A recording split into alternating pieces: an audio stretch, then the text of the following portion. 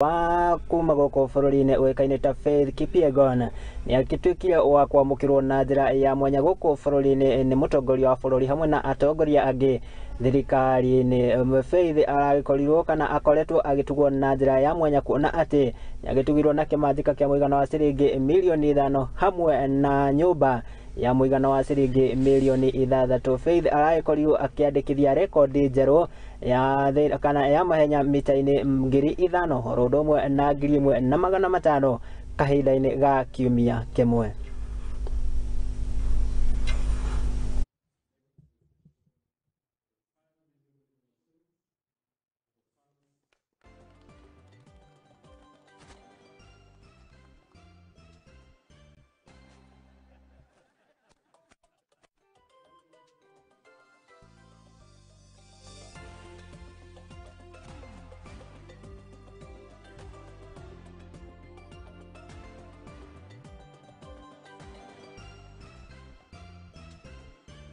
I'm so excited. I don't know where to start and finish. I'm so emotional to be here. I feel appreciated. I can say like that.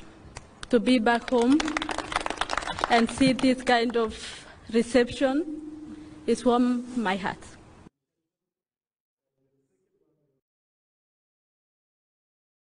The first world record in 1,500 meters. In appreciation of the second world record, in giving to Faith.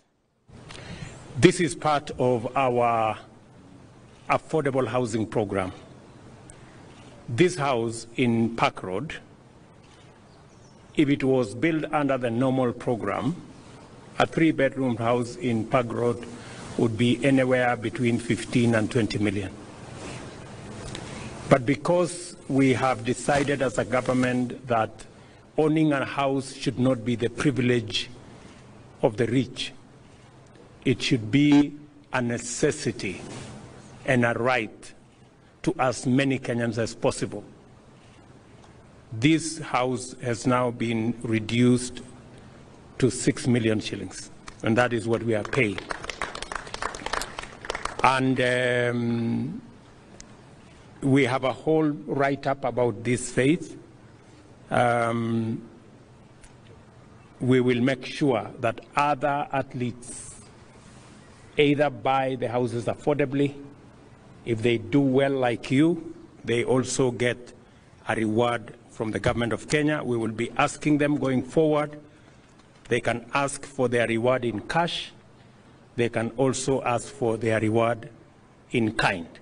5,000 meters, we will present the key to a house at Park Road, which now becomes your residence in Nairobi, Faith. A 3-bedroom house. Just say thank you for this. Actually, I was called around 1 a.m. I wasn't expecting this, but thank you so much for this kind gesture. And thank God I never broke the world record before then, but now at least I'll get something. And congratulations, Faith. I remember we were together in both the meets, and you are really inspiration to everybody around the world, and to me also. I just have two requests, Mr. President. I train at Kasarani, and the warm-up track is completely worn out. So if we can make that one, okay, as we head to the Olympics, that will be a great pleasure. And sisi kama athletes tunataka kutoka na chai kidogo hapa. Itakuwa mzuri. Thanks so much for this, and I really appreciate it. For me, I promise in 2 months' time we're getting a medal at the World Championships, and it's never happened before for Africa, not just for Kenya, for Africa. So the progression is going on well.